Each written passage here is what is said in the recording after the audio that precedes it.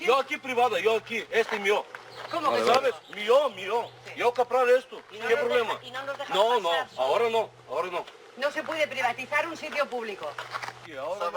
El 2008, els caminants es van trobar el camí de ronda entre Lloret i Tossa tancat al pas per la finca de Can Juncadella. L'Ajuntament ho va permetre a canvi que els propietaris paguessin la rehabilitació de l'antic traçat arran de mar. 6 anys després, no s'ha fet. El projecte, ara en exposició pública, encara no ha rebut el vistiplau de la Generalitat.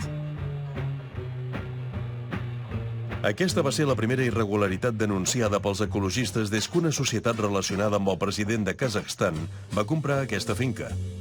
Està situada al massís de les Cadiretes, un espai d'interès natural i no urbanitzable.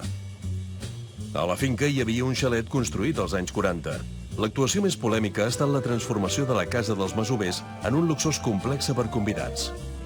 S'han permès un habitatge nou de 3.000 i pico metres quadrats amb 13 habitacions, amb discoteca, amb sauna, amb gimnàs, amb 23 lavabos, etc. És a dir, amb un sòl no urbanitzable especial protecció es deixa fer allò que era absolutament il·legal. No es tracta únicament de que sigui capital estranger, sinó es tracta de la força dels poderosos, avui per avui, al país. I aquesta força dels poderosos fa que l'administració sigui sovint massa feble amb aquests poderosos i en canvi és dura, exigent i rigorosa amb els febles. És el cas més polèmic relacionat amb l'arribada a la costa de ciutadans de les exrepúbliques soviètiques. L'any passat, una resolució del Parlament instava que s'aturessin les obres. La batalla legal encara continua.